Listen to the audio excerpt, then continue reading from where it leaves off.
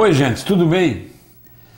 Espero que esteja tudo bem, porque comigo está tudo bem. Eu ando sempre num alto astral, nunca me sinto deprimido, nunca. Eu acho que a minha serotonina e a minha dopamina estão em alta, meus neurosecretores, né? Me deixam sempre super ativado. Eu gosto muito dessa época de calor agora que está fazendo. Aliás, eu gosto de todos os tempos, eu gosto das 4 estações, diria o Vivaldi. Eu queria contar para vocês que todo mundo aqui fora, as coisas, as pessoas, as paisagens, as situações, essas coisas são quase sempre as mesmas desde que o mundo é mundo. Quando o senhor pega 20, 30 pessoas e pergunta a opinião dessas pessoas sobre um fato, sobre uma montanha, sobre a temperatura do dia, o senhor vai obter 15, 20 opiniões diferentes. Por quê? E fora seja a mesma. Por que as pessoas têm reações diferentes? Por causa dos olhos da alma. Os olhos da alma, o temperamento, o momento em que a gente está focando aquela coisa. Eu vou lhe dizer o seguinte, dia desses eu estava na igreja, vocês sabem aí, pode me chamar de Carola, de Beato, esses dias aqui na Câmara mesmo, um dos funcionários, muito meu amigo, de anos, desde o tempo que eu estive vereador, me disse que o senhor continua ainda gurizinho dos padres. Eu não encarei como ofensa, ele é meu amigo. Quer dizer, o que ele estava dizendo? Foi a maneira jocosa dele me perguntar, o senhor continua religioso ainda? O senhor continua rezando para pessoas que nem eu?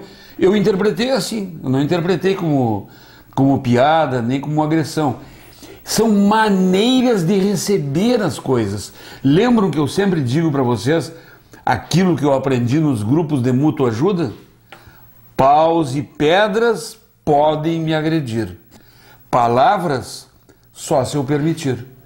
Então o senhor não deve se deixar agredir por palavras, por situações. O senhor tem que cultivar a autoestima. Normalmente, quando eu me sinto agredido por qualquer coisa, é porque a minha autoestima está lá embaixo. Eu tenho algum complexo de inferioridade. Alguma coisa dentro de mim que está desajustada. Voltemos à missa.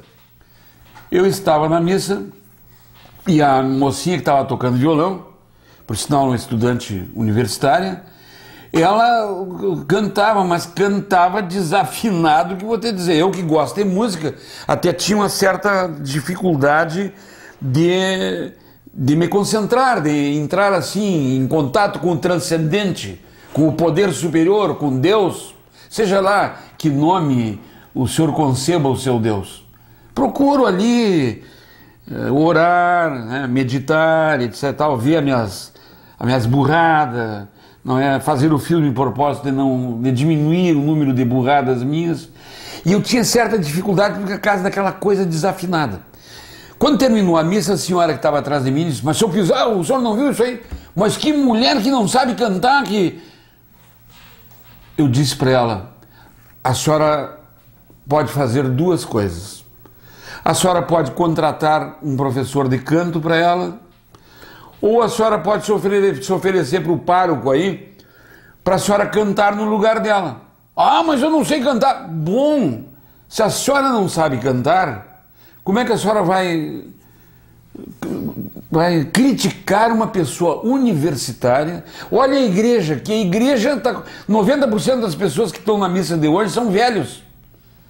Nós conseguimos que uma universitária venha cantar com 18, 19, 20 anos. Por que criticá-la? E a outra coisa que a senhora deve pensar, eu disse para ela, mas eu falando assim, bem calmamente, sem ser agressivo, falando assim para uma pessoa idosa. Eu digo, e a outra coisa, como se eu não fosse idoso, né? E eu falei para ela uma outra coisa que a senhora deve agradecer a Deus. A senhora deve raciocinar assim, que bom que na minha idade eu não sou surda, quando existem milhões de surdos no Brasil, e que eu sou tão boa de audição que ainda tenho capacidade de verificar quando os outros cantam desafinado.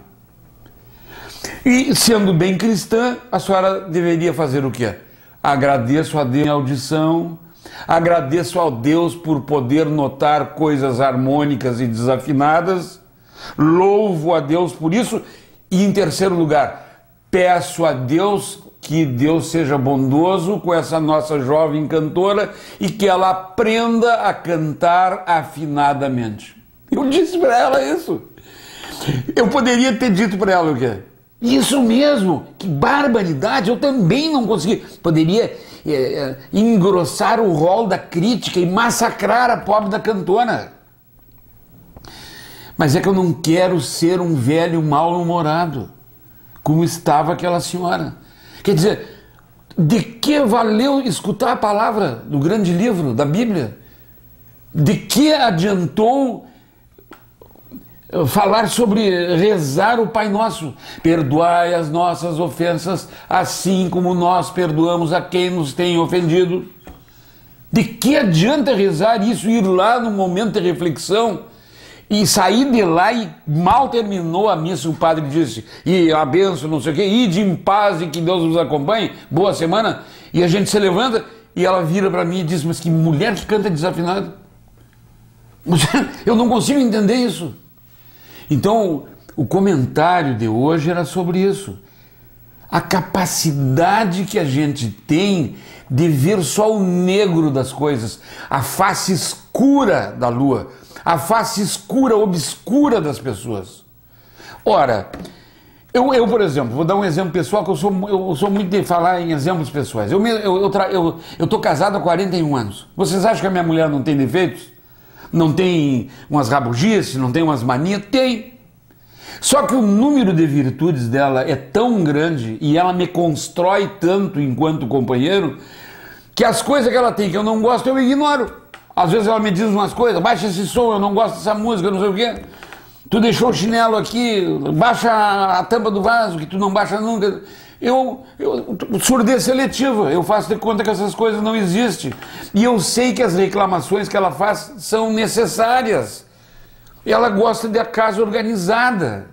Então eu devo pensar o quê? Em vez de ficar bravo, eu tenho que pensar o quê? Graças a Deus eu tenho uma mulher organizada, higiênica, que cuida das coisas, porque eu sou desorganizado e se ela também fosse desorganizada, a nossa casa era um lixo. Então eu agradeço a Deus por ter uma companheira que faz coisas que eu não sei fazer. E pronto. Eu sei que não deverá ser fácil viver comigo, que tem as minhas manias, que quando estou escrevendo ou estou curtindo o meu som lá, eu não gosto de ser interrompido e ela não me interrompe. Então, às vezes a gente se queixa, por exemplo, antes de vir para o programa, eu estava cansado hoje. Estou gravando o programa às 7h30 da manhã. Em vez de me levantar da cama e dizer, ai, como eu estou cansado, ai, se eu pudesse ficar na cama, eu não. Eu levanto e já boto numa rádio para escutar, é uma mania que eu tenho, pode ser mórbida até, mas eu boto e escuto o noticiário das funerárias. Quem morreu durante o dia, porque aí pode ser, eu já estou numa fase de idade que eu vou muito a velório, meus amigos tudo estão morrendo. Então, ou pessoas das minhas relações. Então eu boto ali, hoje não morreu nenhum conhecido. Aí eu me levanto, tomo meu banho, faço a minha barba e penso o quê? Que bom que eu não morri, que bom que eu dormi a noite inteira um sono profundo, quando tenho centenas de pessoas conhecidas e amigas da cidade que sofrem de insônia. Que bom que eu consigo dormir bem. Estou saudável, faço meus exercícios de relaxamento, posso ir andar no Parque Itambé com a minha mulher e lá eu vejo pessoas com cadeiras de roda, eu vejo pessoas com muleta.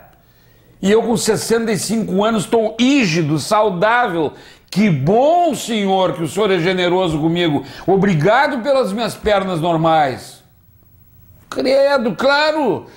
Fico vendo ali, esses dias vi no Parque Itambé as pessoas, linguagem dos sinais, com 15, 16 anos. Os surdos ali conversando, com linguagem dos sinais. Eu passei por eles. Obrigado, Senhor, porque eu sou professor há 46 anos, eu tenho programa de rádio, eu tenho programa de TV e eu vivo da voz. Sustentei filhos com a voz, há 41 anos sustento a minha casa com a voz, obrigado pela minha voz. Sai da caminhada, onde a gente toma muito líquido, vou urinar do banheiro, obrigado pelos meus rins normais, obrigado, Senhor, por saber fazer xixi corretamente, quando tem centenas de pessoas que fazem hemodiálise porque seus rins não funcionam. Olha esses belos dias que tem feito, aquelas flores desabrochando ao longo do Parque Itaimbé, onde eu caminho. Obrigado, Senhor, pelos meus olhos normais, obrigado pela minha visão. Obrigado porque tenho amigos, obrigado porque tenho essa chance aqui no canal 16 de falar contigo, de estabelecer contigo essa relação de afeto que eu tenho com desconhecidos. Que esse e-mail que está aparecendo aqui embaixo me mandam coisas escritas que fortificam a minha autoestima, que me dizem muito obrigado, ou que discordam, ou então que fazem críticas, ou então que fazem sugestões.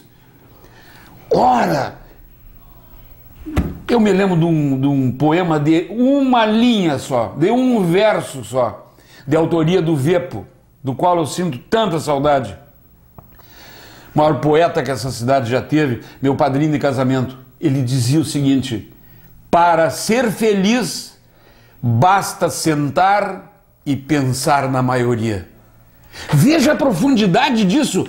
Para ser feliz, basta sentar e pensar na maioria. O que o Vepo queria dizer com isso? A maioria não tem onde comer, a maioria não... A maioria não tem onde dormir, a maioria não tem escola, a maioria não se forma na universidade, a maioria está inadimplente, a maioria é doente. Então, para ser feliz, o senhor aí, vem cá, o senhor que está se sentindo deprimido, triste, solitário, sozinho, achando que tem problemas incríveis, agora que o senhor está me ouvindo, sente e pense na maioria. E veja como o senhor é feliz. Não se compare apenas com aqueles que têm mais, mas com a grande maioria que não tem nada, que não tem cobertores, como o senhor tem. Eles têm apenas o frio, que não tem os alimentos que o senhor tem, eles têm apenas a fome. Ora, agradeça por estar vivo. Pense a maravilha que é estar vivo. Temos problemas? Claro que temos. Todos nós temos. Mas se a gente tiver fé, se a gente tiver garra, se a gente cultivar a saúde da gente, ora, mesmo que a gente seja um pouco desequilibrado, a gente tem condições de administrar a nossa loucura. E não se preocupe por antecipação. Ora, a maioria dos problemas que o senhor acha que vai ter, eles nunca acontecem. O senhor se deu conta disso? De cada 100 coisas ruins que o senhor acha que vão lhe acontecer, acontece apenas 5. 95 dos problemas sérios que o senhor acha que vai ter, jamais acontecem. Então, eia! Alma pra cima, autoestima lá em cima.